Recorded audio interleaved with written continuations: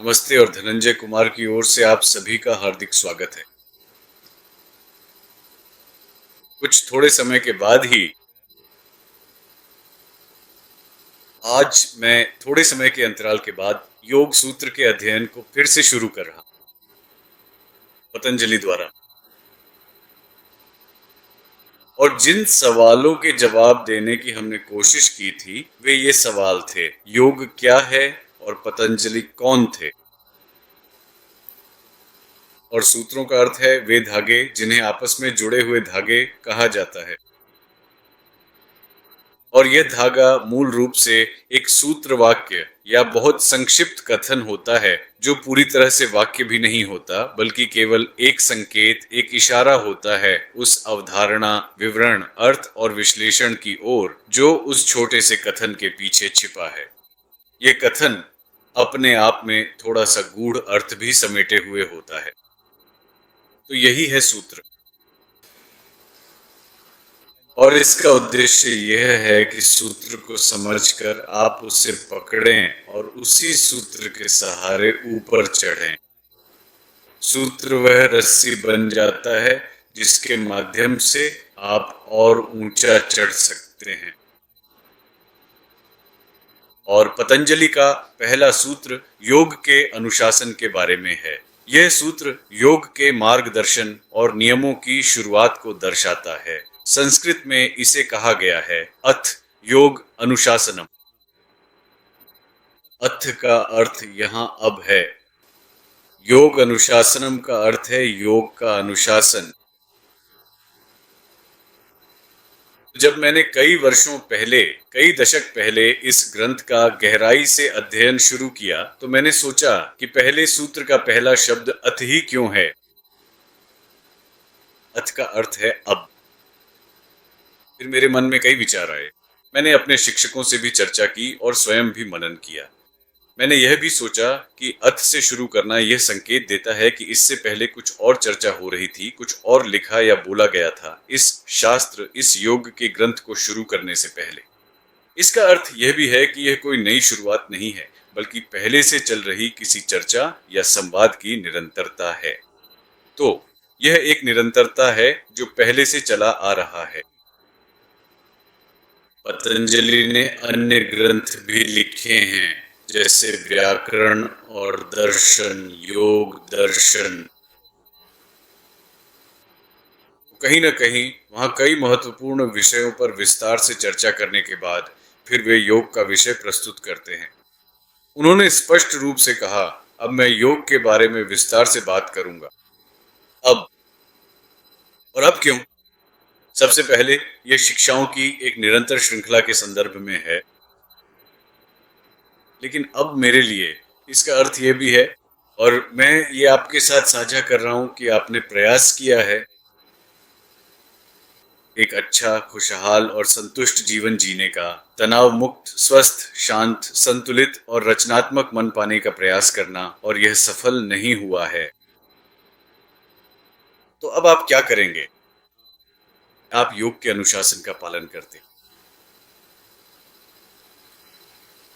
आपने पूरी दुनिया में हर जगह, हर कोने में खुशी की तलाश की है। आपने बहुत सारा धन इकट्ठा किया है, आपने गहराई से ज्ञान अर्जित किया है, लेकिन फिर भी आप अपने मन में पूरी तरह से सहज और संतुष्ट महसूस नहीं करते। जीवन में कुछ और भी है, आपके भीतर भी कुछ और है, आपके भीतर छुपी हुई क्षमताएं भी हैं, और आप अपने जीवन में कुछ और भी प्राप्त कर सकते हैं और समाज में योगदान दे सकते हैं। वह कुछ है जो गायब है। तो अब हम योग के अनुशासन का अध्ययन करते हैं और कोई आगे बढ़ सकता है। बहुत सी बातें हैं। अब समय आ गया है। यही वह क्षण है जब आप महसूस करते हैं आपके बाकी सभी प्रयास शायद सफल नहीं हुए। अब चलिए, अब थोड़ा योग आजमाते हैं और शुरू करते हैं। और कई वीडियो में, जैसा कि मैंने पहले भी कई बार बताया है, मैंने विस्तार से समझाया है कि योग क्या है, जिसे अक्सर केवल शारीरिक व्यायामों के समूह के रूप में समझ लिया जाता है, जबकि ऐसा नहीं है। यह एक बहुत ही महत्वपूर्ण विषय है। योग का अर्थ है एकता। आपकी जो धारणा बिखरी हुई है वह अब धीरे धीरे एकता और समन्वय में आ रही है और यह एकीकरण की दिशा में बढ़ रही है। एक बहुत ही साधारण और स्पष्ट उदाहरण के रूप में मैं बच्चों को यह समझाता हूँ कि जब आप कहते हैं कि आपके सामने बायां और दायां है, तो ये दो दिशाएं हैं, दो अलग अलग दिशाएं जो आपके अनुभव में आती हैं। लेकिन अगर आप मेरे सामने दूसरी ओर खड़े हैं, तो मेरा बायां आपका दायां है, मेरा बायां आपका दायां है और आपका बायां मेरा दायां है। दिशा बदल गई है।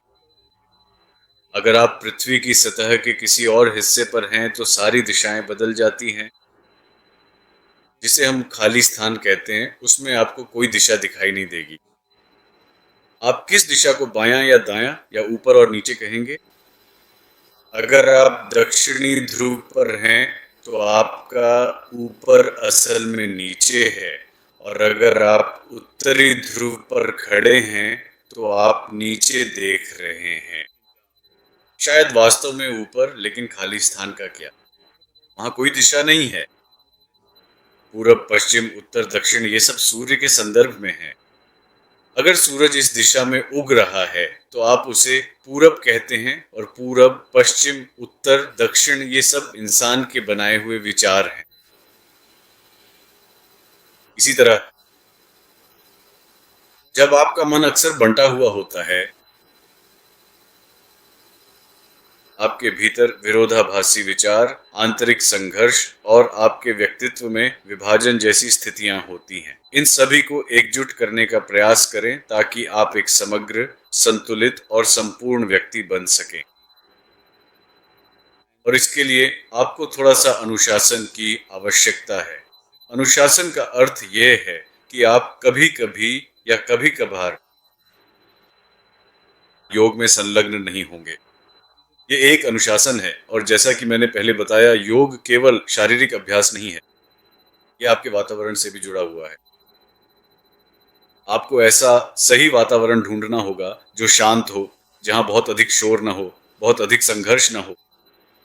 आपको अपने बाहर एक शांत और स्वच्छ वातावरण बनाना होगा जहां आप आराम से बैठ सकें, खड़े हो सकें या लेट सकें और योगासन का अभ्यास कर सकें। शारीरिक मुद्रा। और दूसरा तत्व है आपकी अपनी शुद्धता। आपके शरीर की शुद्धता, आपके आहार की शुद्धता, आपके मन की शुद्धता, आपकी पसंद नापसंद की शुद्धता, आपकी आदतों की शुद्धता। एक निश्चित स्वच्छता, शुद्धता होती है, तो यह भी बहुत महत्वपूर्ण है, और आपका व्यवहार, आपका दृष्टिकोण भी। फिर आता है दूसरा भाग, और दूसरा भाग है आसन अभ्यास, यानी शारीरिक मुद्राएं के अभ्यास को। और यही वह चीज है जिसे आप चारों ओर लोगों को योग कहते हुए देखते हैं, जिसका मतलब उनके लिए योग आसन या शारीरिक मुद्राएं होता है। लेकिन यह आगे प्राणायाम तक जाता है। आपको अपनी सांस को शारीरिक अभ्यासों के साथ समन्वित करना होता है। साथ ही अपने संपूर्ण कल्याण के लिए अपनी सांस को लागू और विस्तारित भी करना होता है। और प्राणायाम के बाद प्रत्याहार, धारणा, एकाग्रता, ध्यान और समाधि आती है। परमानंद, आनंद और दिव्य के साथ एकता। मैं इन पहलुओं को आगे विस्तार से समझाऊंगा, लेकिन इस वीडियो में मैं अनुशासन पर ही टिके रहना चाहता हूं। तो अनुशासन की आवश्यकता है कि यह कभी कभार न हो। आप अपने अभ्यास में नियमित रहने के लिए एक दृढ़ प्रयास करते हैं। आप एक समय, दिन और यदि संभव हो एक स्थान चुनते हैं। यह भी मदद करता है। एक ही समय, एक ही स्थान, सप्ताह का वही दिन। सप्ताह में एक बार, दो बार, तीन बार या हर दिन। यह आपकी प्रारंभिक क्षमता और प्रारंभिक रुचि पर निर्भर करता है। बाद में आप इसे और अधिक नियमित रूप से करना चाहेंगे। और आप शुरुआत में 30 मिनट, 40 मिनट या जितना भी समय तय करें, उसे निर्धारित करें। और उस समय और उस स्थान पर आप वहां जाइए और अभ्यास शुरू करें। मन को शांत करने के लिए कुछ करें, शायद कुछ मंत्रों का जाप करें, और उस अभ्यास को नियमित रूप से करें। यह नियम नंबर 1 है। दूसरा, आप शुरू करें। योग के सरल रूपों या तकनीकों से अभ्यास करें। दूसरों को देखकर यह न कहें कि वह व्यक्ति तो उल्टा खड़ा है, अपने हाथों पर खड़ा है और वह मुड़ सकता है, घूम सकता है, जैसे कि वह बहुत अनुभवी है। ऐसी चीजें करने की कोशिश न करें। अपनी क्षमता के अनुसार बहुत सरलता से शुरू करें। इस नियम का पालन करें। योग का अभ्यास करते समय खुद को चोट या हानि न पहुंचाएं। आरामदायक रहे, अपनी सीमा में रहें।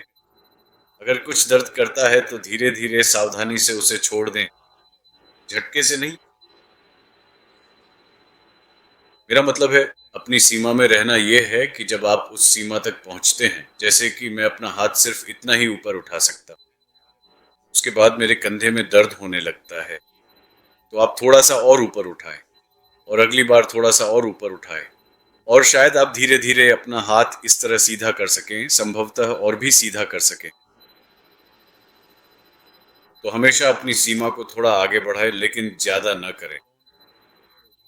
यह भी एक नियम है जिसका पालन करना चाहिए। अगर आपकी गर्दन अकड़ी हुई है और आप उसे लचीला बनाना चाहते हैं, तो पहले एक छोटा सा घेरा बनाएं।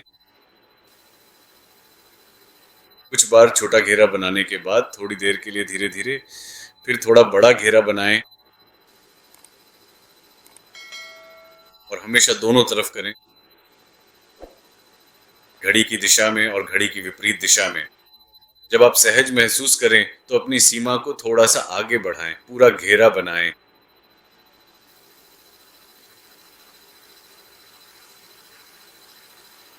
मैं आपको कुछ सुझाव दे रहा हूं जो योगाभ्यास के लिए अनुशंसित हैं। अपनी सीमा को थोड़ा सा आगे बढ़ाएं, लेकिन ज्यादा ना करें।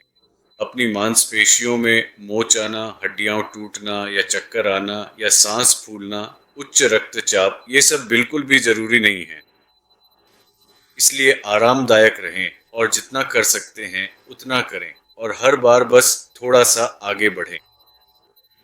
यही विचार है।